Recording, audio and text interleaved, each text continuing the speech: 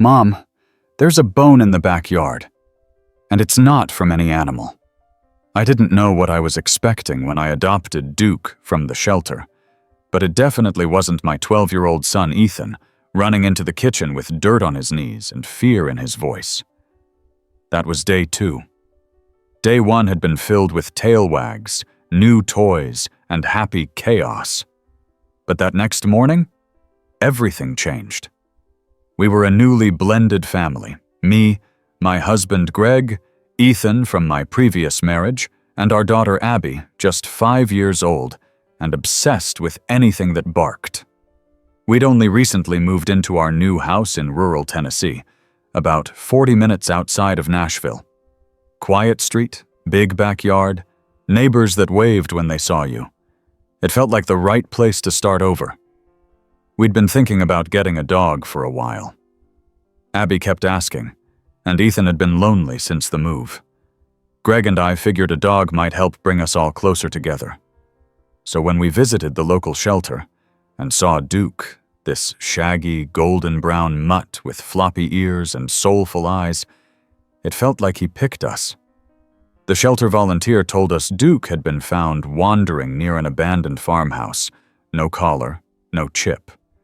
He'd been at the shelter for almost 3 weeks and hadn't shown much interest in anyone else. But when we walked past his kennel, Duke stood up and stared straight at Ethan. Not in a scary way, just focused, like he already knew us. Ethan knelt beside the gate, and Duke rested his paw on the bars. That was it. The volunteer said, "Looks like you've been chosen." We took him home that afternoon. That first evening, Duke explored every inch of the house, sniffing, trotting from room to room, like he was making a mental map. He seemed especially drawn to the back door, pawing at it every few minutes. We figured he just needed time to get used to his surroundings. We set up his bed in the laundry room, gave him a new squeaky toy Abby picked out, and went to sleep with the sound of Duke's tail thumping against the floorboards. The next morning, before breakfast, Duke started whining at the door again. Greg let him out, and he bolted toward the back corner of the yard. We watched from the window as he paced in a circle, nose down, tail stiff. He started digging, not just a little digging like a bored dog, but frantic, determined scratching. We called him in after a few minutes, figuring maybe there was a squirrel or a buried bone from a previous dog, but Duke stayed glued to the glass, staring out. An hour later, Ethan went out to check. That's when he found it. "Mom, you need to see this." I ran outside, heart pounding, not even sure what I was expecting. Ethan pointed to the hole Duke had started. There was something poking out. A bone. Long, yellowed, too thick to be from any small animal. I froze. Greg came out behind me, took one look, and muttered, "We need to call someone." Within an hour, a sheriff's deputy was standing in our yard, sunglasses on, lips pressed tight. He crouched by the hole, examined the bone, and then called it in. More people arrived. They told us to stay inside. Duke paced near the windows, growling low under his breath. We spent the rest of the day answering questions. No, we didn't know anything about the property's history. No, we hadn't noticed anything strange. Yes, the dog had just been adopted yesterday. Yes, we were just as surprised as they were. They assured us it could be anything. A long-buried animal, some prank, even an old relic. But their tone shifted when more bones were found. And then something wrapped in plastic. They brought in a forensics team. Crime scene tape went up.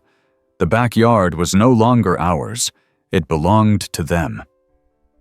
I tried to distract the kids with board games, cartoons, snacks, but Ethan kept peeking through the blinds. Abby asked if Duke was in trouble. "No, sweetie," I said, running a hand through her hair. "He did something very brave." Duke stayed close to Ethan all day, like he knew the boy needed comfort. I watched the two of them sitting on the couch, Duke's head resting in Ethan's lap, and I felt a strange mix of dread and gratitude. Whatever Duke had uncovered, it had been meant to stay hidden. But now, we were part of it. That night, the house felt different, quiet, heavy, like the walls were holding their breath.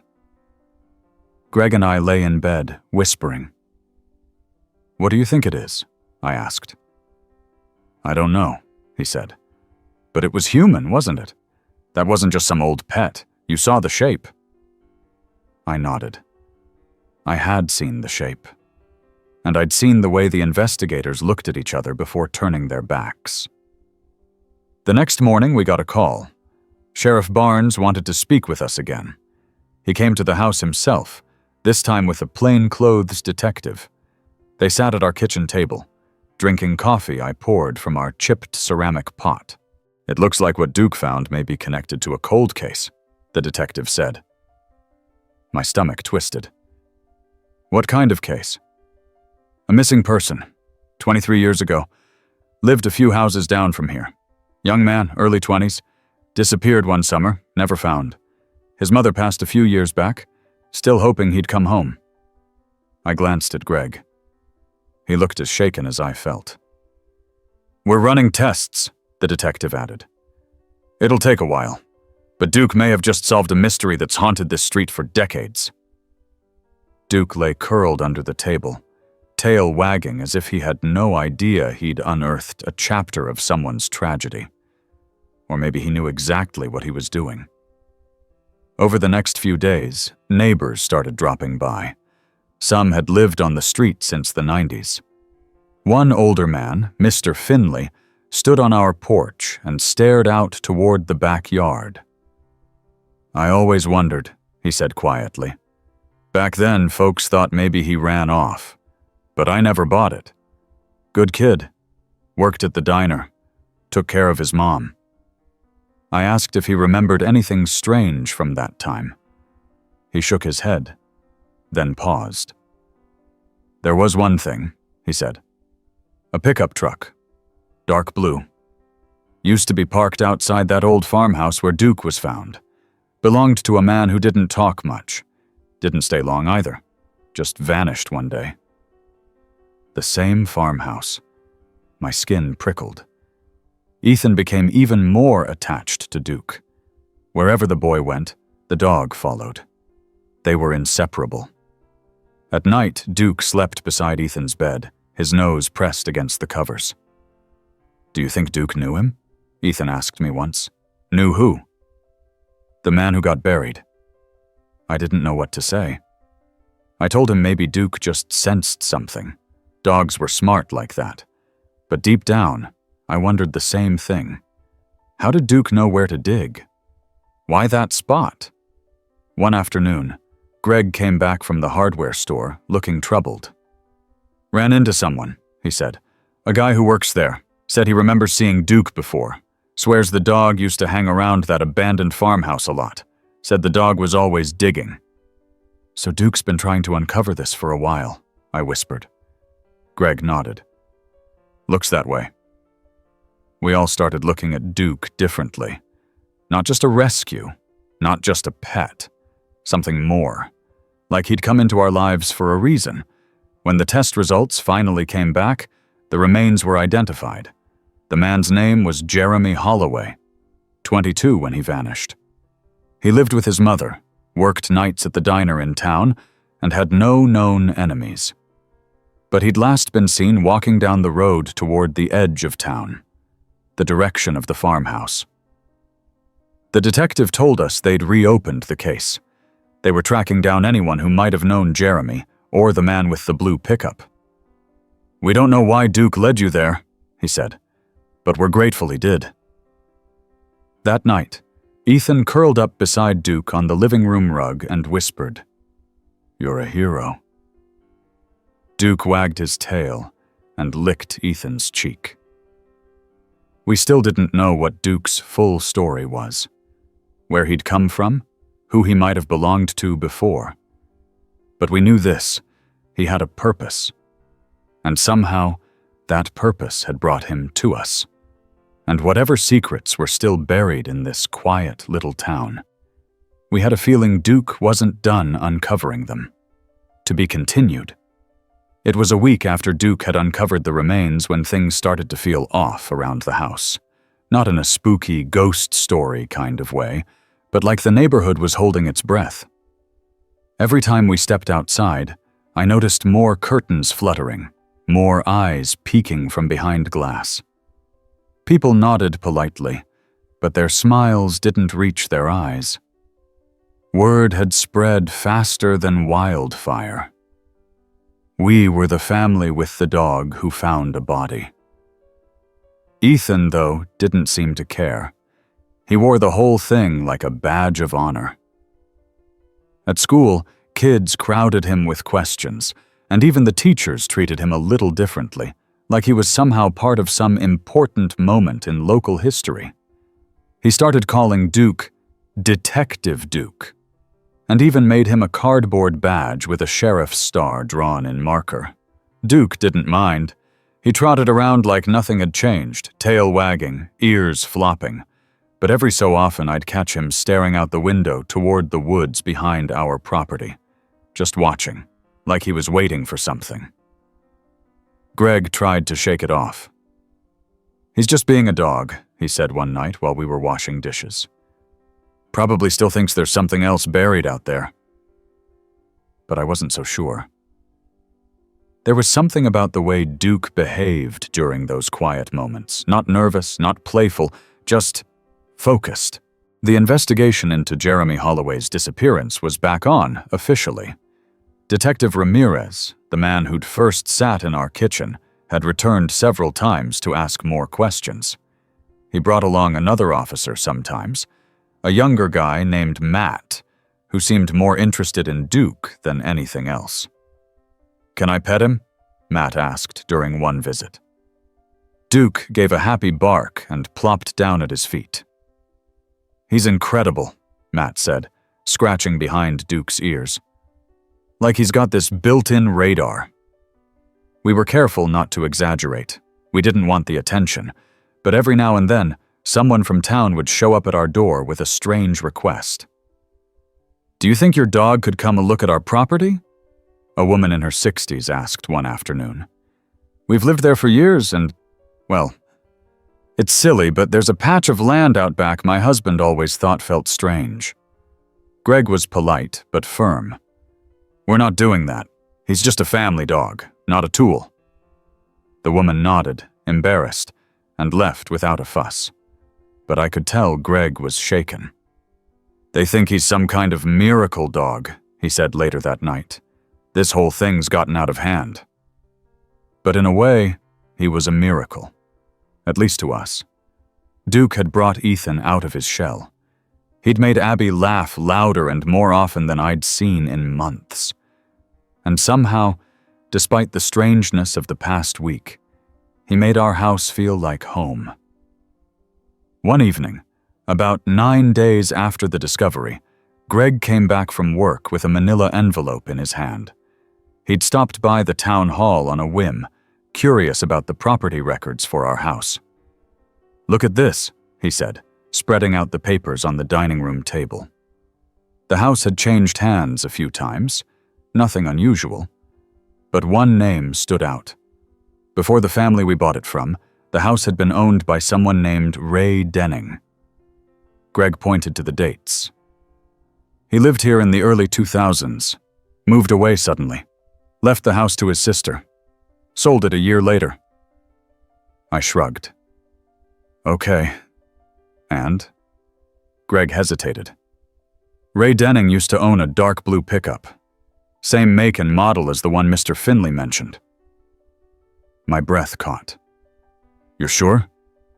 "Positive. I found an old article from the local paper. Ray was a mechanic, got busted for theft. There's even a photo. Blue pickup in the background." I looked down at Duke, who was lying under the table. His ears perked up at the sound of our voices, and he gave a soft bark. "Think he remembers?" I asked. "I think he never forgot. Greg said. The next morning, we called Detective Ramirez. He was already aware of Ray Denning, he told us. In fact, they'd been trying to locate him. He vanished about 10 years ago, the detective said. Last known address was a trailer in Kentucky. But if he lived on your property around the time Jeremy went missing.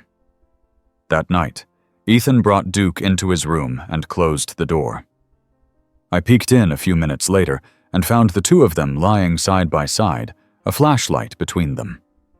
Ethan had pulled out an old book about dogs from the school library and was reading aloud. "Did you know dogs can smell things that happened days ago?" he said, looking up. "Even years sometimes." I smiled. "I didn't know that." "Duke's the smartest dog in the world," Ethan said. I didn't argue. Later that week, Duke started acting strange again. This time, it wasn't the backyard that got his attention.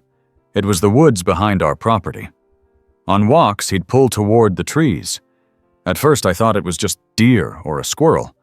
But then he started growling. Not barking. Growling. Low and steady. Always at the same spot. I finally gave in and followed him in. The trees were thick, but manageable. About 30 yards in, Duke stopped and sat. He sniffed the air, turned in a slow circle, and then scratched at the base of an old oak tree. I didn't see anything unusual, just leaves, roots, moss. But Duke wouldn't budge. When I got back, I told Greg. "You want to go digging in the woods now?" he asked, skeptical. "I don't know. It just felt different." Greg gave in after a day of Duke whining at the back door.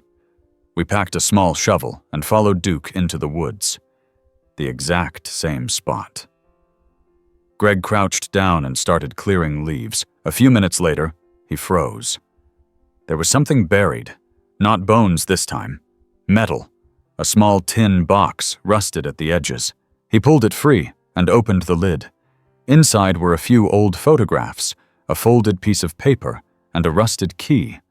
The photos were black and white. One showed a young man standing next to a pickup truck. Another showed him sitting on a porch, a woman beside him. Greg unfolded the paper. It was a receipt from a pawn shop, dated July 3rd, 2001. The name on it, Jeremy Holloway. Our eyes met. "Why would this be out here?" I whispered. Greg shook his head. "Why would Duke know where to find it?" We took the box to the police. This time, even Detective Ramirez looked rattled. "That spot in the woods," he said slowly. "That's not far from where Jeremy's backpack was found all those years ago." So maybe Jeremy had tried to hide something. Maybe he'd known someone was after him. And somehow that information ended up buried, and Duke led us straight to it. In the following days, the mood in the house shifted again. Not darker, just quieter. Like we were holding on to something important, something we didn't fully understand. But Duke? Duke seemed lighter, as if he'd done what he was supposed to do. Ethan still called him Detective Duke, but now the name felt earned. Duke had brought something back. Not just answers, but hope. Hope for a family that had never gotten closure. Hope for a town that thought it had forgotten. And for us, hope that this shaggy golden dog was meant to be here, for reasons bigger than we ever imagined. Whatever Duke was still sensing out there, we weren't finished yet. Not by a long shot. To be continued, Duke started digging again. It was early on a Sunday morning, fog still hanging low over the yard, when I looked out the kitchen window and saw him back at it, this time near the old tool shed behind the garage. His front paws were already coated with dirt, his nose buried deep into a patch of earth he hadn't shown the slightest interest in before. I set my coffee down and walked out barefoot, rubbing the sleep from my eyes. "Duke?" He stopped just long enough to wag his tail, then resumed digging with renewed focus. Greg stepped out behind me a minute later, holding Abby in one arm and a piece of toast in the other. "Again?" he asked. "Yep." Ethan came running out in his pajama pants. Is he onto something else? Looks that way. We stood in a semicircle, watching Duke unearth what looked like another piece of rusted metal. This time it was a license plate, bent and corroded but still legible. TN 4G27K2. Greg crouched down and picked it up carefully. This doesn't belong to either of our cars. Think it's from the blue truck? I asked. Ethan's eyes lit up. Can we look it up?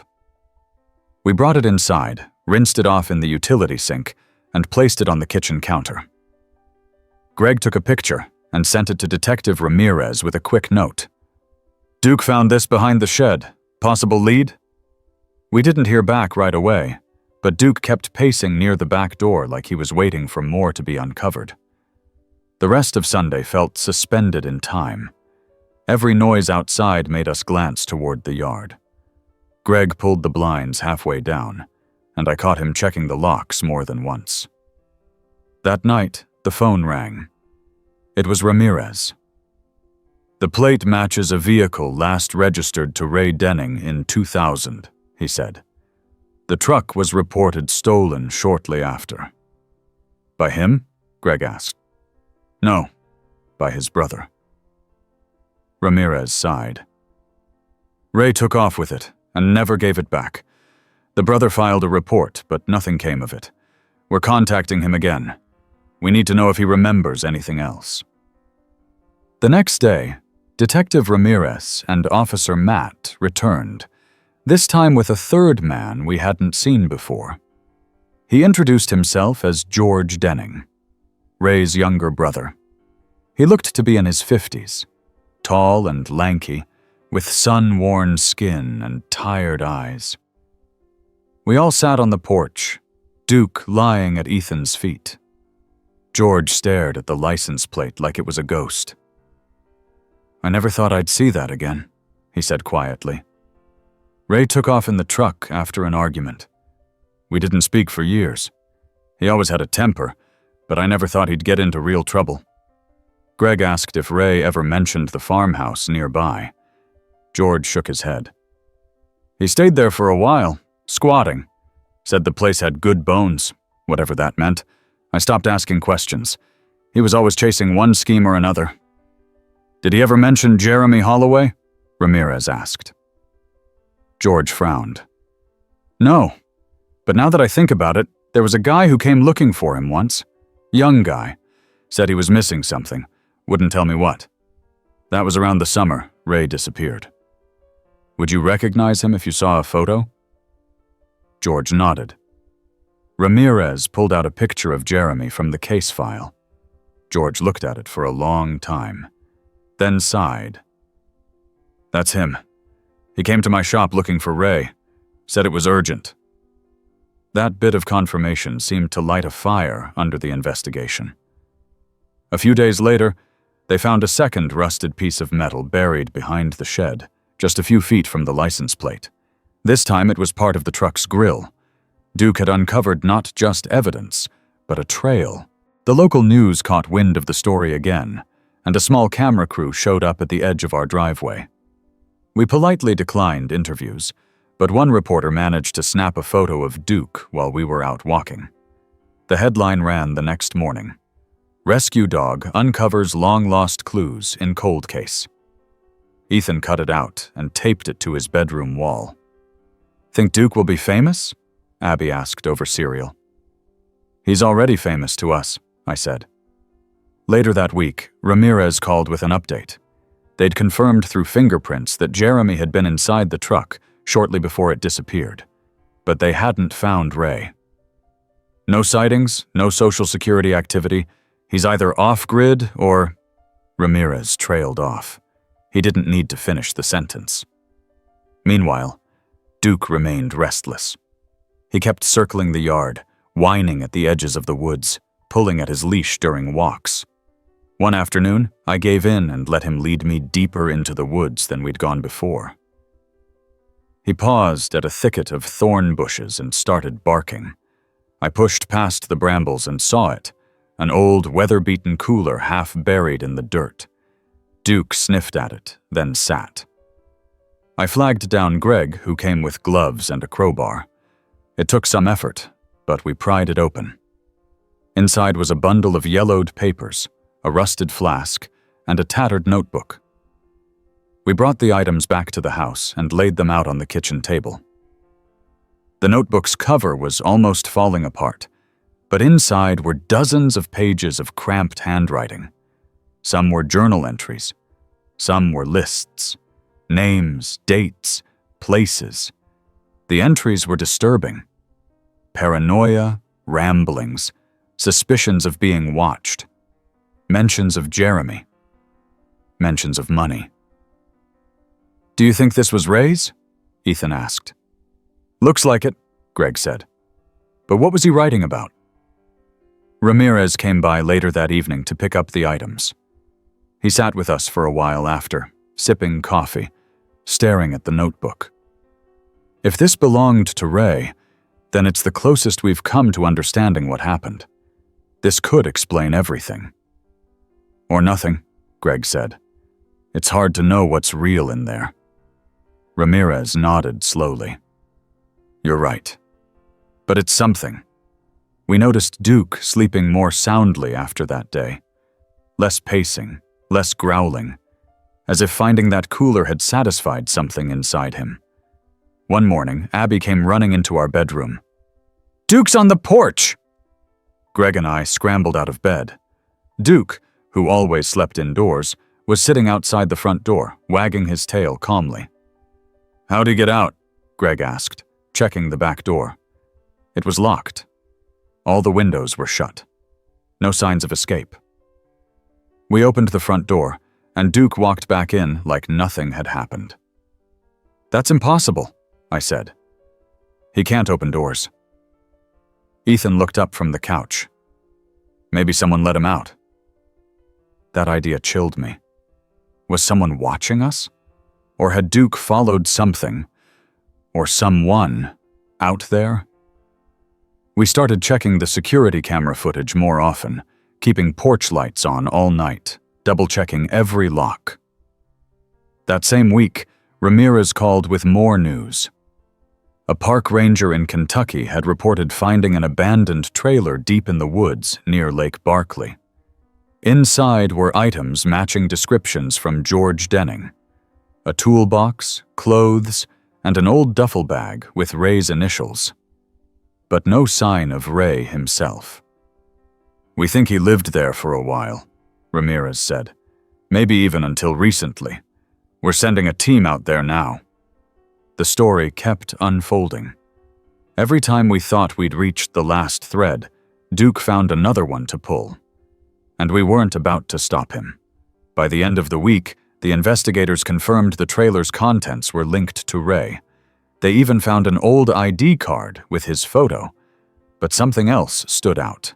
A small collar tag on a dusty shelf. It read, "Buddy." The name was scratched out. Beneath it, faintly, another name had been etched in. Duke. I stared at the photo Ramirez sent us of the tag. "He was Ray's dog," I said. "Or Jeremy's," Greg added. "Or both," I whispered. Whatever the truth, Duke had been through more than we could understand.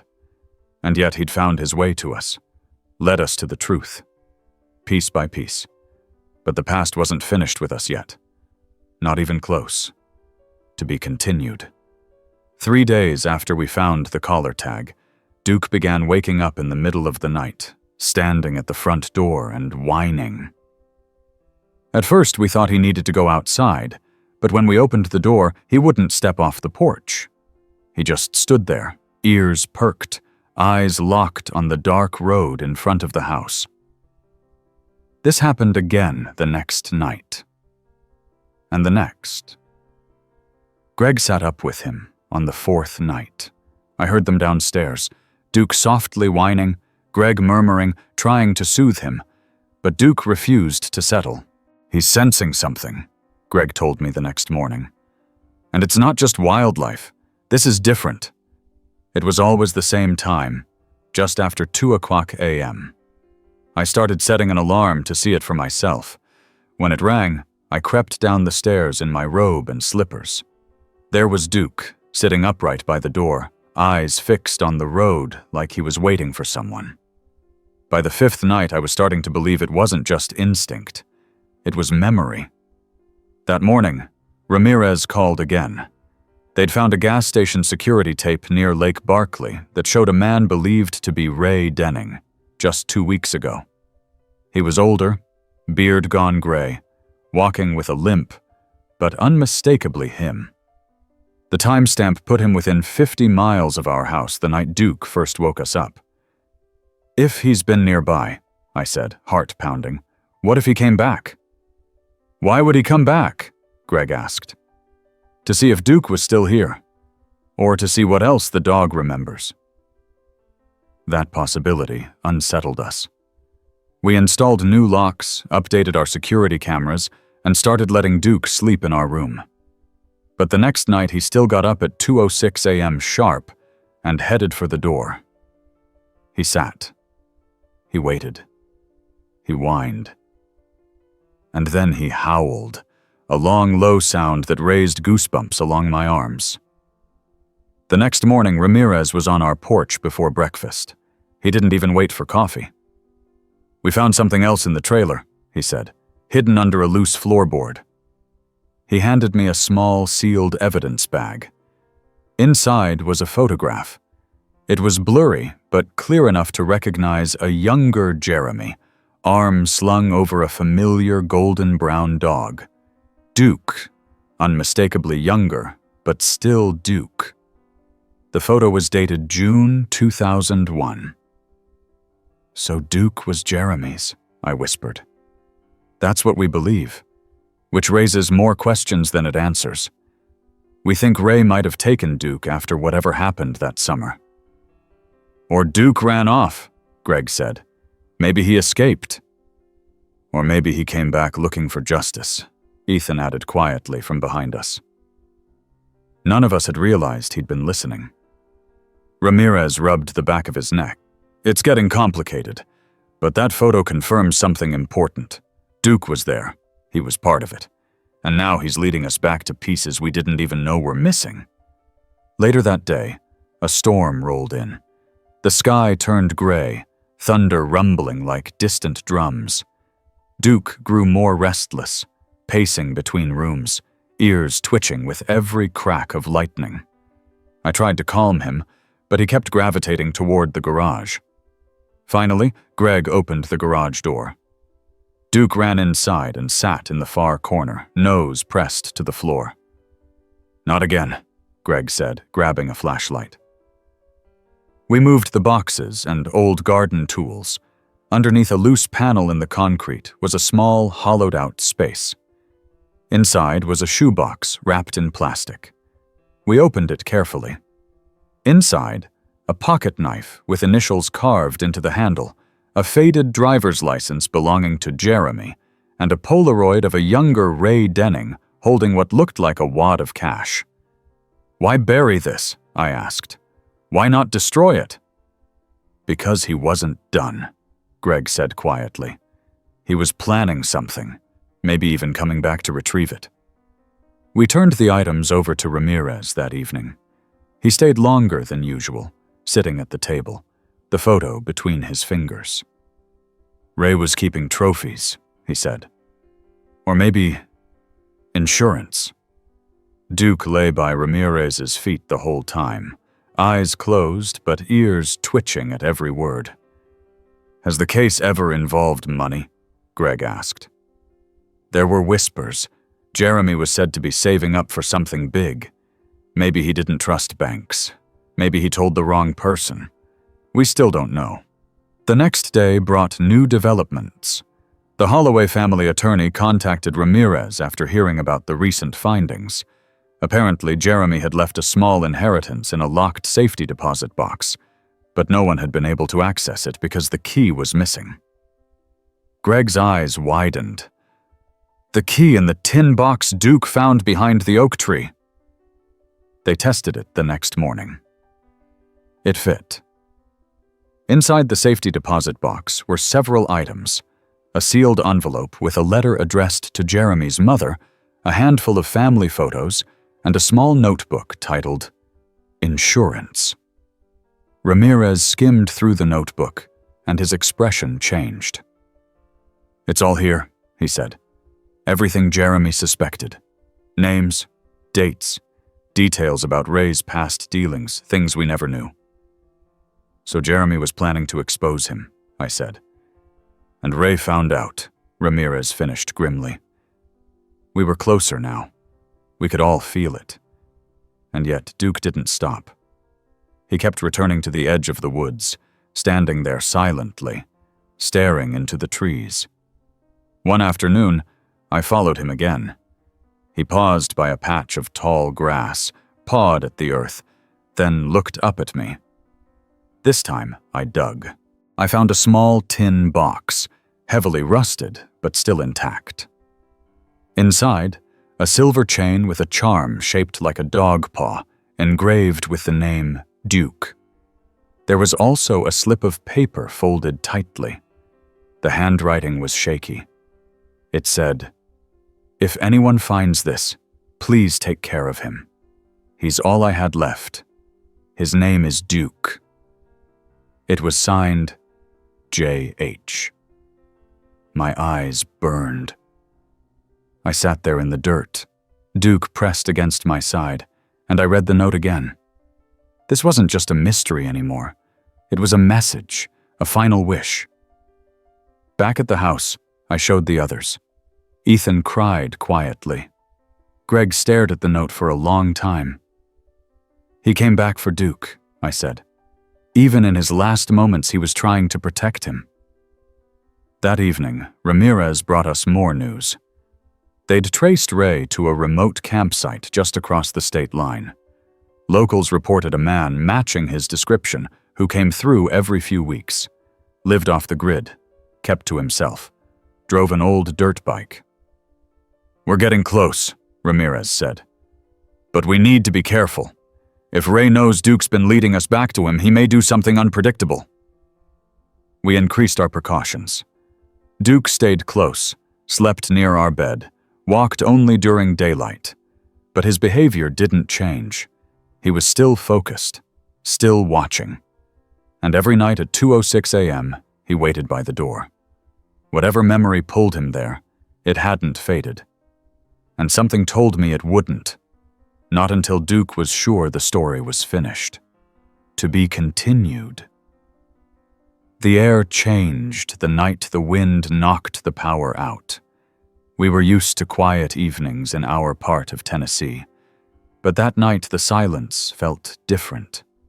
It was thicker, like the land itself was waiting for something.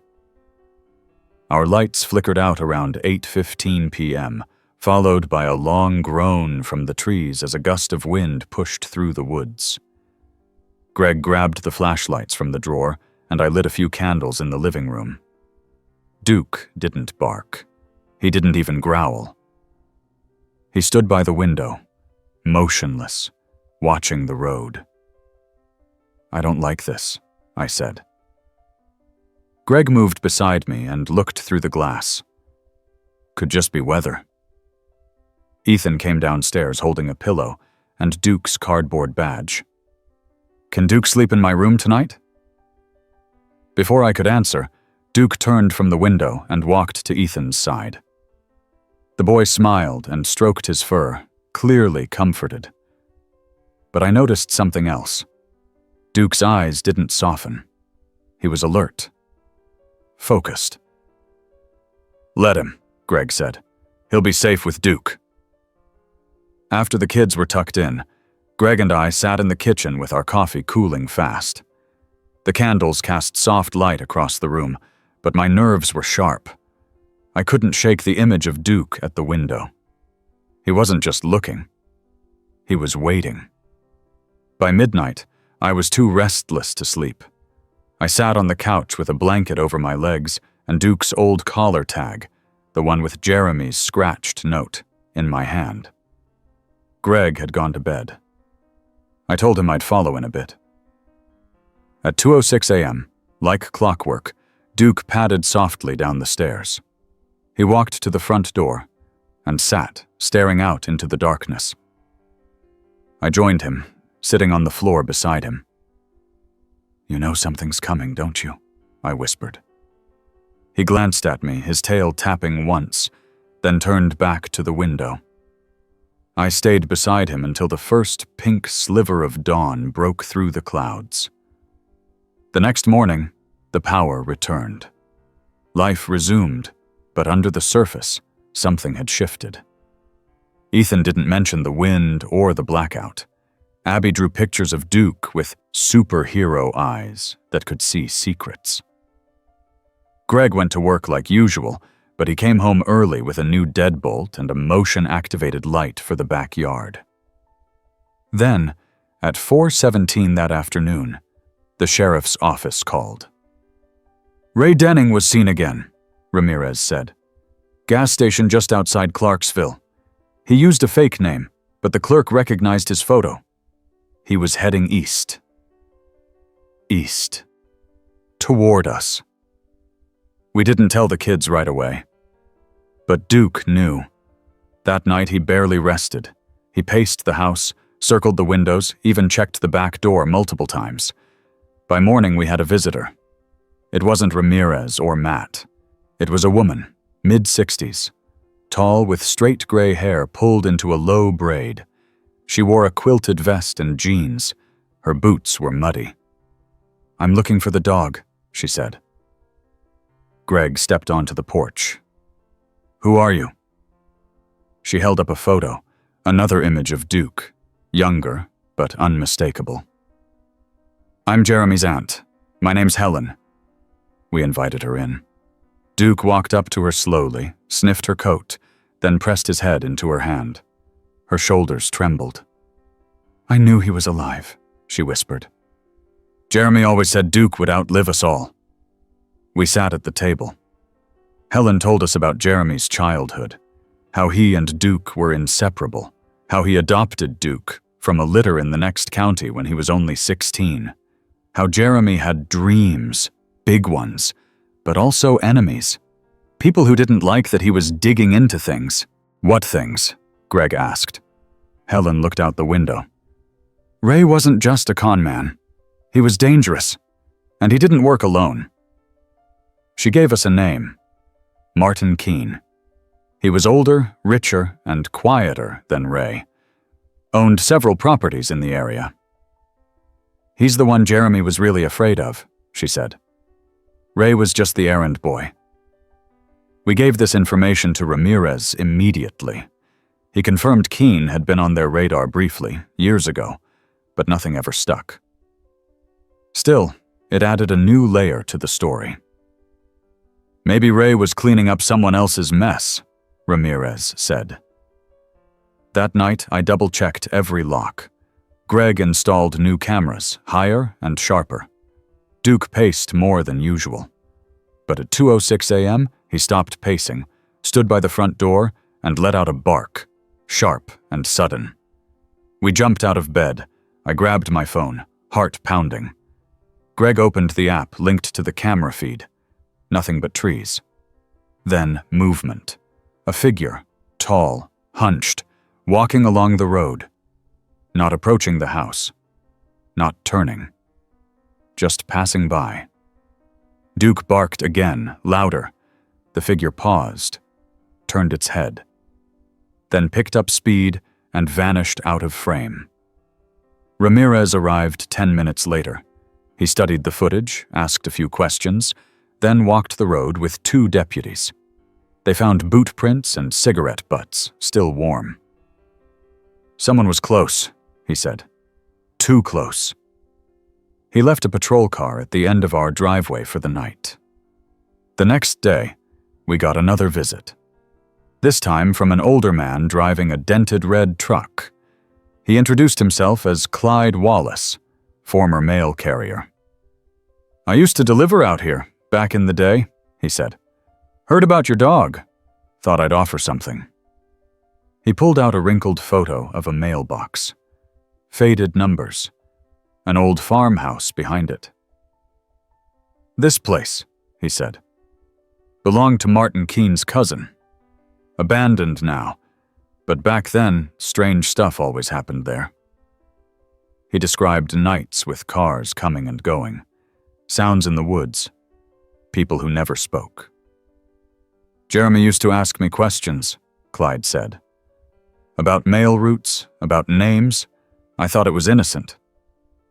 Now I'm not so sure. We passed this along to Ramirez. The farmhouse was marked on a map. A search team went out that night. They didn't find Ray, but they did find a journal.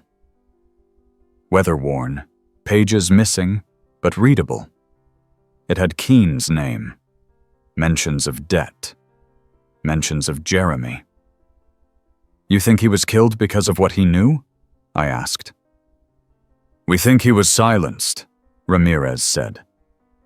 The investigation was no longer about one man. It had widened into a web of people, places, and long-buried secrets. Duke had started it, and now we were neck-deep in it. Through it all, Duke never wavered.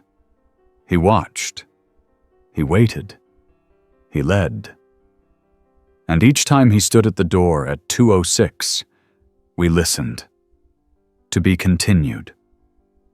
The first time I noticed the scratch marks on the side gate, it was just after breakfast. Greg was finishing dishes, the kids were getting ready for school, and Duke was lying near the sliding glass door, tail swishing slowly. Something pulled my eyes toward the wooden frame just outside. I stepped closer, slid the door open, and crouched down. 3 deep grooves cut through the paint, as if someone had dragged a key or a knife along the frame. Fresh. The wood was still splintered. Greg? He came outside and knelt beside me. That wasn't there yesterday. Duke stood behind us now, ears high, his gaze fixed on the trees beyond the fence. We checked the footage from the backyard camera. Nothing unusual, but that wasn't comforting. Just further proof someone knew how to move without being seen. Ramirez came out that afternoon. He examined the marks, took photos, and placed a small listening device behind the shed. He wasn't taking any chances. We're circling in, he said.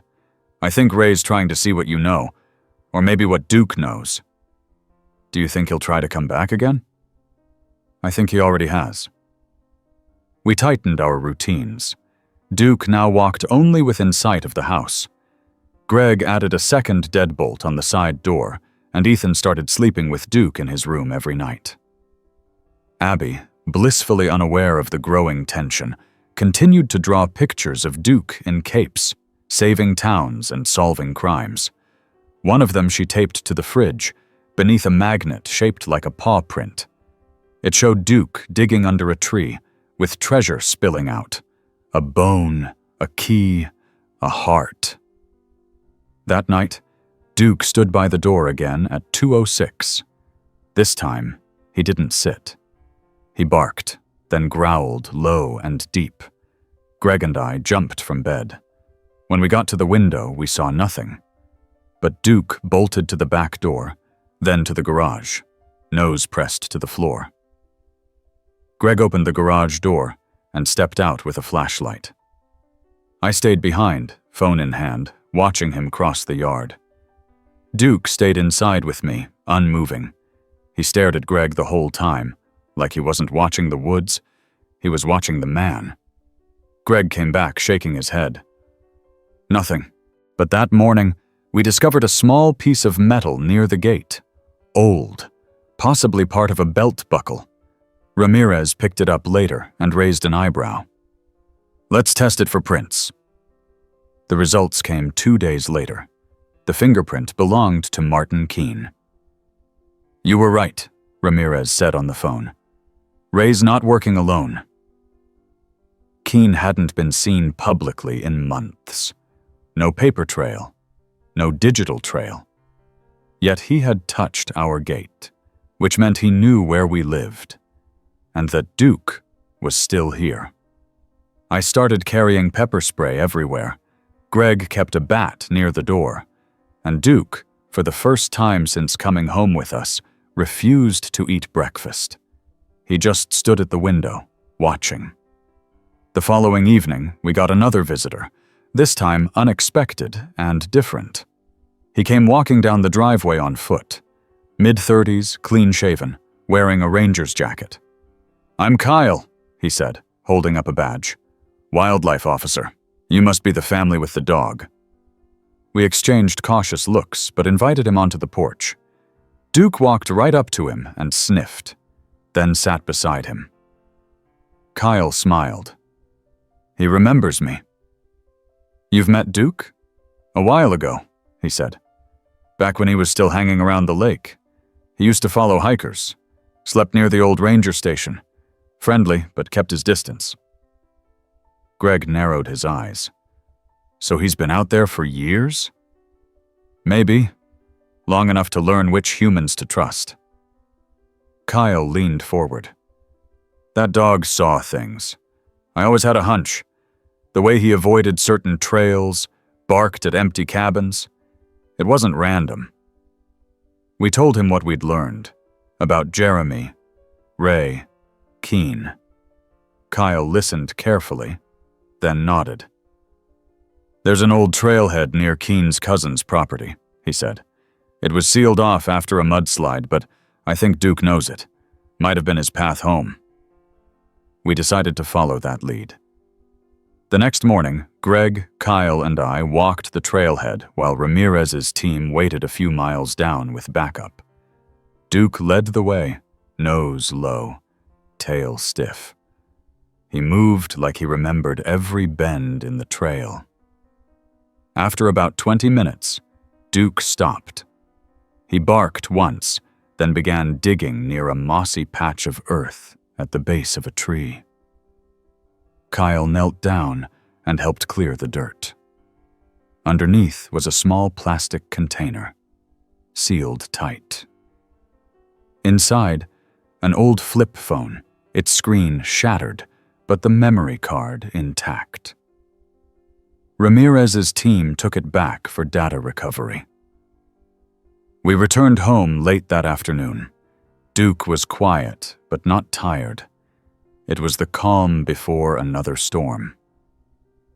2 nights later, just after midnight, a car drove slowly past the house.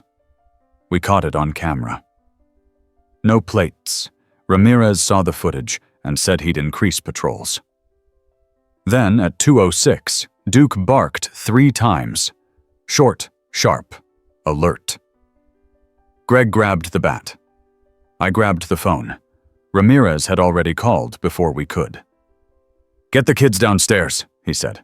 "We're coming. Stay inside." Duke paced the front hallway, hackles raised. Then he turned to the stairs and ran up toward Ethan's room.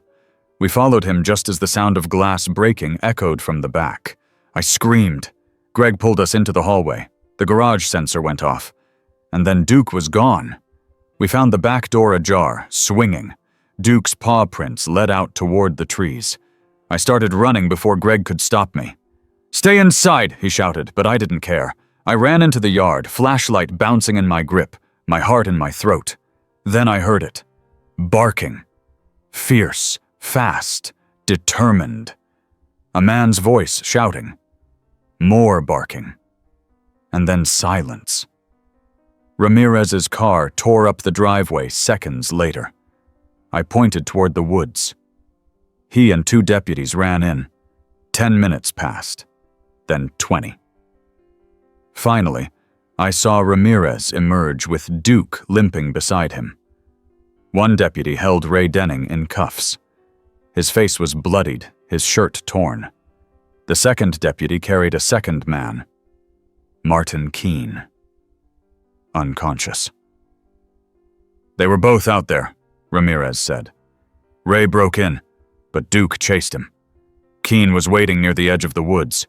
Duke took both of them down." Ethan ran out and threw his arms around Duke's neck. "You did it," he whispered. Greg placed a hand on my back. He brought them to us." I nodded, tears streaming. But inside I knew Duke wasn't finished yet. He'd uncovered the men, yes, but there were still questions buried deeper than any root. And Duke was still listening. To be continued. Duke's paw was bandaged, his limp noticeable but manageable. The vet said he'd strained a ligament during the chase and needed rest. We set up a cushioned bed for him in the living room, right next to the fireplace, and for the first time in what felt like weeks, he actually lay down and stayed down. Ethan refused to go to school the next day. "Duke needs me," he said, and we didn't argue. He sat beside Duke with a blanket around his shoulders, reading aloud from a book he'd pulled off the shelf about search and rescue dogs. Abby made a crown from construction paper and gently set it on Duke's head, declaring him King of the Barkers. Greg, however, wasn't quite ready to relax. "I know we've got them," he said, standing by the window that evening, arms folded tight. "But it feels like there's something we're still not seeing." He wasn't wrong. Ramirez confirmed that Ray Denning and Martin Keene were in custody, awaiting charges, but both men were keeping quiet. Not a word about what really happened to Jeremy. Not a confession, not a location. "All we know for sure is that they were watching you," Ramirez told us. "But they didn't come back just to spy. We think they were searching for something." "Like what?" "We're not sure. But we believe Jeremy hid something else. Something important. Keene especially wouldn't risk exposure unless he had something to lose." Duke, despite his injury, still perked up every time someone said Jeremy's name. He didn't pace the windows anymore, but he watched, alert, especially in the late hours. At 2:06 a.m., he sat up as if waiting for a sound only he could hear. 3 days after the arrest, Ramirez returned to our house. This time, he wasn't alone. A tech specialist accompanied him, holding a tablet and a portable hard drive. They had finally cracked the memory card from the phone Duke had unearthed by the trailhead. They set up in our dining room, the tablet screen glowing as files loaded. "There's a lot," the tech said. "Videos, voice recordings, and notes. Jeremy must have used the phone as a kind of mobile journal." The first video played. Jeremy's face filled the screen. The date stamp read June 19th, 2001. His eyes were tired, his voice urgent. "If anything happens to me, it's not random," he said. "Keene is hiding something at the quarry. I saw the deliveries. I've written down everything in the ledger. I buried it where Duke used to sleep." The video ended abruptly. Ramirez replayed it 3 times. "Quarry?" Greg leaned forward. "There's an old stone quarry about 15 miles west. It's been closed off for years." "I'll get a team there tomorrow," Ramirez said. After they left, Duke sniffed around the dining room, pausing near the cabinet where we stored dog food. He gave a small, sharp bark. Abby clapped. "Is he hungry?" But I looked closer. Behind the cabinet, something caught the light. A crack in the wallboard, no more than an inch wide. Greg pulled it loose with a flathead screwdriver. Inside was a bundle wrapped in plastic. We pulled it out. It was a book. A ledger. The pages were worn, but the ink still legible. Names, transactions, codes, amounts of money, property addresses. At the top of one page, in bold capital letters, Keene, under quarry. We stared at each other in disbelief. "This is what they were looking for," I said. Greg nodded. And Jeremy trusted Duke to keep it safe. The next morning, Ramirez and his team searched the quarry. With Duke unable to lead, they relied on maps, old records, and notes from Jeremy's journal entries. After hours of digging near a collapsed storage bunker, they found something shocking. A sealed container holding counterfeit documents, offshore account ledgers, and a map of old escape routes marked through rural Tennessee. Keene's criminal enterprise stretched beyond what anyone had imagined, and Jeremy had known. Back at home, the weight of it all began settling in. We didn't talk about fear as much anymore. We talked about purpose. "I think Duke knew what he was doing the whole time," Ethan said over dinner. "He was trying to finish what Jeremy started." Greg agreed. "He's more than a dog. He's a witness, a guide." Ramirez called again that night. He wanted us to know the charges against Keene and Ray were multiplying by the hour, and they had started talking, both trying to cut deals. Details were finally spilling out. Keene had used Ray to clean up anything that threatened their operation. Jeremy had been getting too close, and when they realized Duke was returning to the old farmhouse, they tried to silence the last thread connecting them to the crime. "Keene buried records all over the county," Ramirez said. "But it looks like Jeremy got to most of them before he disappeared." We sat in stunned silence after hanging up. Then Ethan stood up, walked to the corner where Duke lay resting, and knelt down. "Hey," he said softly. "You're not just my best friend. You're a hero." Duke licked his hand and rested his head in Ethan's lap. I turned off the lights and let the moment settle into the walls of the house. Duke had brought us more than safety. He brought us the truth. But I still believed there was one more piece missing. One more step he wanted to take. And sure enough, the next night, just before 2:06, he stood up and looked toward the front door. He was ready again. To be continued. The air had that clean, sharp feeling the morning after rain, the kind that clings to your clothes and makes the grass shine like glasswam. Duke was already at the door when I came downstairs, his tail thumping slow and steady. He wasn't pacing, and he wasn't whining. He was waiting. Calm, but determined. Greg was sipping coffee by the window and gave me a quiet nod. "He's been like that since 5, he said. "Something's pulling him again." We'd learned not to second-guess him. When Duke wanted to go somewhere, there was always a reason. Ethan came down next, already dressed, backpack on. "Can I skip school?" he asked without preamble. "Just this once, please?" We exchanged glances. Greg nodded. "All right, one more time." Abby was still asleep, so I left her a note and some snacks, and we packed the car. Duke jumped into the back without hesitation. We followed his lead. He didn't bark, didn't pace. He just stared straight ahead as we drove. Every time we turned, he glanced out the window and gave one soft huff of approval. By the time we reached the outskirts of town, Greg's knuckles were white around the steering wheel. "You know where he's going?" I asked. Greg didn't take his eyes off the road. "I think we're about to find out." Duke directed us down an unmarked dirt path off Highway 92. It looked like a deer trail more than a road. We bounced over roots and gravel, the forest closing in around us until we finally reached a clearing. A collapsed barn stood at the far end, the roof sagging inward like a fallen tent. Duke whined once and jumped out.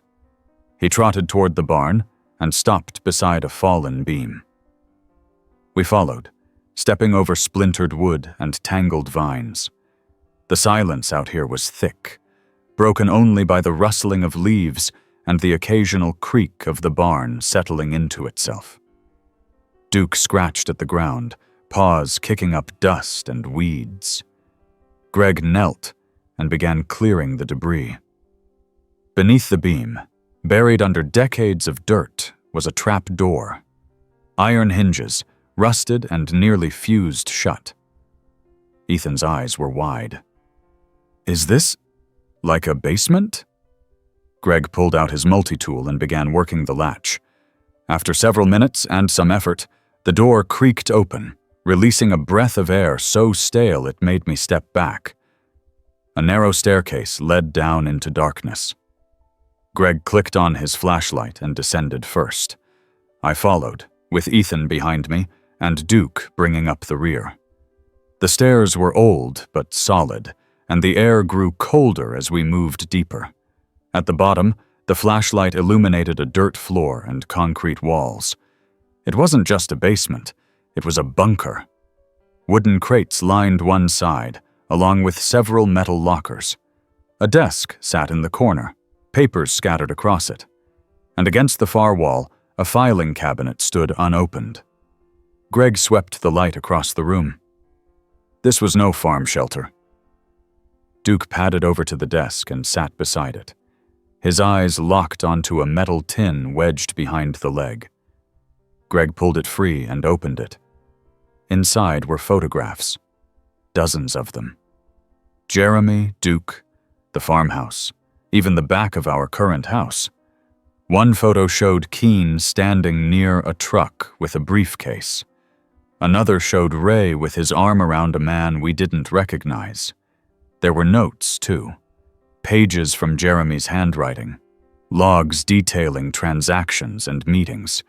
Dates that aligned with the ledger Duke helped us find. "This is where Jeremy hid his proof," I whispered. "Looks like Keene knew," Greg added, "but he never found it." We spent over an hour cataloging everything. Greg took photos of each page, sending them directly to Ramirez. Ethan sat quietly on an overturned crate, eyes following Duke as the dog sniffed every corner of the room. Then Duke stopped near the wall, tail stiff. He scratched again. Twice. Greg joined him and started pulling away loose boards. Behind them was a shallow cavity, like a hiding spot carved into the concrete. Inside was a small wooden box, sealed tight with a brass latch. Greg opened it slowly. Inside were 3 objects: a watch, a ring, and a cassette tape. Ethan leaned in. "That's Jeremy's watch. Aunt Helen showed me a photo once." Greg examined the cassette. "We'll need something to play it." Back at the house, Ramirez was already waiting. He had brought a portable tape deck from the evidence lab. We gathered around as he pressed play. Jeremy's voice filled the room, clear but tired. "If you're hearing this, then Duke made it. And maybe so did the truth. I tried. I really tried to stay ahead of them. Keene. He's not just a crook. He's part of something bigger. He launders money, uses land transfers, fake businesses. And Ray, he's the one who cleans up. They killed to protect this. They killed people I knew. And now, I think I'm next." There was a pause. A soft sigh. "I left it all. The documents, the names, the money trail. It's scattered, hidden.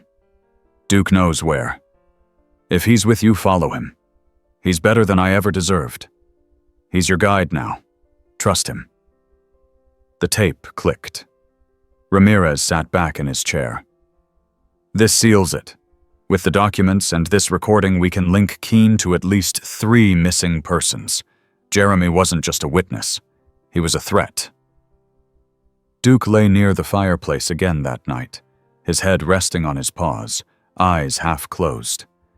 Ethan brought him a blanket and gently covered his back. "We found the last piece, didn't we?" he whispered. I wasn't sure. Duke hadn't returned to the door at 2:06 for the last 2 nights. Maybe that part of the story was finished. Maybe not. But his ears still perked when we spoke Jeremy's name. And there was a quiet knowing in the way he watched us now, like he had seen the story play out once already, and was making sure we didn't miss the ending. Ethan sat beside him and began writing in a notebook. When I asked him what he was doing, he said, "Making a map." so no one ever forgets where the truth was buried. We let him keep at it. After all, he'd learned from the best. Duke didn't move when the doorbell rang. For months, any unexpected sound, especially at night, had sent him bounding to his feet, eyes sharp and ears alert. But now, as I stood in the foyer wiping my hands on a dish towel, Duke just looked up from his spot near the fireplace, gave a soft wag of his tail, and settled his head back down. It was Ramirez on the porch. His usual jacket looked heavier than normal, weighed down by the rain that had started falling just after sunrise. He held a folder under one arm and offered a tired smile. "We got the last one," he said. "Just now, he confessed." I didn't have to ask who. He stepped inside, shook off his sleeves, and handed me the folder. Inside were transcribed statements, photos, and a court filing summary. Keene had finally broken. With the weight of evidence pulled from the quarry, the ledger, the basement bunker, and Jeremy's own words on tape, there was no more room for silence. His confession tied it all together. He admitted to orchestrating the land deals that covered money laundering, to bribing officials, to threatening those who came too close, including Jeremy. It was Ray, he said, who carried out the worst of it. But Keene had always known, and he always approved. "They found Jeremy's body," Ramirez said quietly. "Yesterday morning, based on Keene's directions, buried outside the quarry near an old foundation. His watch was still on his wrist." I closed the folder slowly. "He was right there the whole time." Ramirez nodded. "But because of Duke, we finally knew where to look." The storm deepened outside. Thunder rolled low in the distance, and I saw Ethan appear in the hallway, holding Duke's blanket. He was taller these days, thinner in the face. He looked older than he should have, but there was something calm in his eyes now. "Can Duke come with us to the memorial?" he asked. Ramirez smiled gently. "I think he should lead it." 2 days later, under a wide blue sky, we stood in the town square where a small memorial had been arranged. Helen, Jeremy's aunt, wore a simple navy dress and held a single white flower. The sheriff stood beside her. Greg, Abby, and I took a place near the edge, while Ethan knelt next to Duke, brushing fingers through his fur. A small crowd had gathered, people from the neighborhood, Jeremy's old co-workers, even strangers who had followed the story. A plaque was unveiled near the park bench where Jeremy used to eat lunch with Duke. It read, "In honor of Jeremy Holloway and Duke, truth seekers, guardians, and reminders that loyalty never forgets." Helen gave a short speech, her voice clear and steady. She spoke of Jeremy's stubbornness, his laughter, and his kindness. She ended by saying, "He wasn't afraid to speak the truth, even when no one listened. But someone was always listening, his best friend, and that made all the difference." Duke sat still through the whole thing, his head high, eyes on Helen the entire time. Later that night, back home, we lit a candle in the window. Ethan placed the framed photo of Jeremy and Duke, taken from the tin box on the mantel. We had it restored and enlarged, and it now hung above the fireplace. It felt right. I sat on the couch, coffee in hand, watching the candle flicker. Greg joined me, arm brushing mine, the room warm and still. "What happens now?" he asked. "We go back to normal," I said. "But maybe not the old normal, a better one." Ethan came down in pajamas, yawning. "Duke's asleep. I think he knows it's over." I looked toward the living room corner. Duke's bed was empty. We followed Ethan into the den and found Duke curled up near the window, the one that faced the woods. His tail thumped twice when he saw us. Ethan sat beside him. "You did it. You found him. You brought him home." Duke licked his hand once, then rested his head again. The next morning, something was different. Duke didn't get up when I opened the back door. I called his name softly, then again. Greg stepped in and reached for his shoulder. Duke didn't stir. He was still warm, his fur soft as always. But his eyes were closed, and his breath had left him sometime in the quiet hours of dawn. Greg knelt. Ethan crumpled to the floor, hands covering his face. We buried him under the oak tree where he first barked that warning dig, back when everything began. Ramirez came. Helen, too. We said a few words. Ethan placed Duke's badge, the cardboard sheriff star, beneath the soil. We marked the spot with a stone carved with one word: loyal. Life went on. Not the same, but full. The Holloway case made national headlines for a few weeks. Keene and Ray both received life sentences. Jeremy's name became known across the state. His story was taught in local schools now, a lesson in courage and integrity. As for us, we kept going. Greg opened a small local business fixing up old barns and sheds. Abby started drawing again, this time giving her animal characters new names, Duke the Brave among them. Ethan wrote a short book with Ramirez's help, called Where the Truth Was Buried. It won a student writing award and was picked up by a publisher. But most nights, when the house was quiet and the world felt still, I'd find myself near that window, the one that looked toward the woods.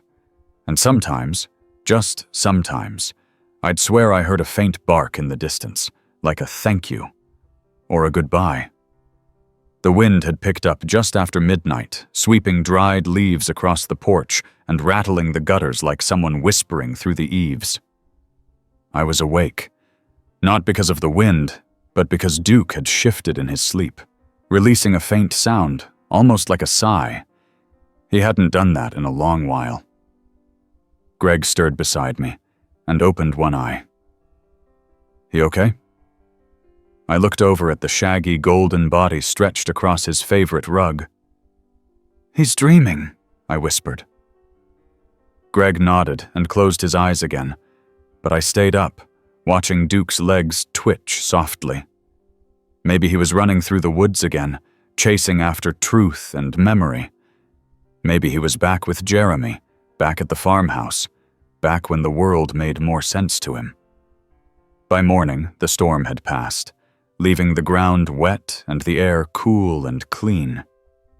Duke greeted the day with a slower wag than usual, but still stood, still stretched his legs, still sniffed the air like it held secrets he hadn't finished solving. Ethan walked in, rubbing his eyes, and smiled as Duke nuzzled his side. "You're up," he said. "Good. I want to show you something." He led Duke to the kitchen table and pulled out a folded piece of construction paper. Across the top were hand-drawn block letters that read, "Duke's Map of Truth." Below it were little boxes, each one representing a place Duke had led us to. The oak tree, the trailhead, the shed, the quarry, the basement in the barn. He'd even marked the back gate and the window Duke used to watch from every night. Greg leaned over Ethan's shoulder and smiled. "You did this yourself?" Ethan nodded. Every place mattered. Every place meant something. We all agreed. Duke had turned the ordinary into sacred ground. With every paw print, he'd uncovered pieces of a man's life that were meant to stay hidden. He'd chased down fear, unearthed courage, and laid justice at our feet. Ramirez called later that morning with news we'd known was coming but still felt heavy. "It's official," he said. "Keene pled guilty to all charges. Sentencing next week, but the judge made it clear. He's not leaving prison." "And Ray?" Greg asked. "Same. He cut a deal for information, but it won't change the outcome." There was a pause on the line, long enough that I thought the call had dropped. "Jeremy's mother," Ramirez said finally. "She left a letter with her attorney before she passed. We found it during the investigation." He brought it to our house that afternoon. The letter was handwritten on thick paper. The ink faded in some places, but legible. It was addressed to Jeremy, but clearly meant for someone else, too. Someone who would one day understand. "I always knew you were trying to do something good," it read. "You were never careless, only brave. If you don't come back, I hope someone finds your voice. I hope your dog leads them." We read it in silence, the weight of every word settling around us. Duke sat near Ramirez's feet, his head resting on the officer's boot. He didn't move. That evening, we held a gathering. Not a funeral, not exactly. More like a farewell to everything Duke had fought for. Neighbors came. People we didn't know. Some had followed the news, others just wanted to meet the dog who had uncovered truth buried under decades of silence. Abby wore a little dress with paw prints on it. Ethan stood at the front, holding Duke's cardboard badge and reading from a speech he'd written himself. Duke wasn't just our dog. He was Jeremy's best friend. He was my best friend. He didn't need words to tell us what was right. He just showed us. A soft rain began to fall as we walked out to the oak tree. The stone was already in place, flat and simple, carved with one word: loyal. Ethan placed the badge gently at its base. Greg reached into his pocket and took out Duke's first collar, the one we'd found in the shelter box. He looped it over the branch above. "I think he was always trying to bring something home," Greg said. We stood there for a long time, listening to the wind, the rain, the quiet. When we finally went inside, the house felt full. Not heavy, not broken, just full, with memory, with peace, with the kind of stillness that follows something finally complete. That night, Duke didn't stir at 2:06. He slept through till morning, his breathing steady, peaceful. Ethan was the first to find him. He didn't cry right away. He just sat down, his hand on Duke's back, and whispered something only they would understand. We buried him by the oak, not far from where Jeremy's first clues were found. Ramirez came again. So did Helen. She brought a frame with an old picture. Jeremy, a teenage boy, grinning wide, his hand on a young Duke's head. It was placed beside the new stone. Abby placed her drawing of Duke in a cape under the collar on the branch. "For his next mission," she said. Weeks passed. The leaves changed. The town moved on, but the story never faded. The local paper ran a full feature. A scholarship was created in Jeremy's name for students studying law and journalism. The mayor held a small ceremony where Ethan was honored for documenting the journey. But we knew it all came back to Duke. Ethan published his book in full that winter. Where the Truth Was Buried became a local bestseller, picked up by a regional publisher, and eventually talked about nationwide. When asked about his inspiration during a school assembly, Ethan stood quietly for a moment and said, "He was just a dog, but he remembered everything we forgot." Sometimes, when I pass the window at night, I pause and look out across the yard. The oak stands tall, unshaken by storm or wind. And on quiet nights, when the house is still and the moon is high, I imagine Duke is still out there somewhere, running through the woods, ears up, tail wagging, guiding someone else back to where truth belongs. Not all heroes wear uniforms. Some wear fur, leave muddy prints on your floor, and change your life with a single bark. We'll never forget him, because Duke never forgot us.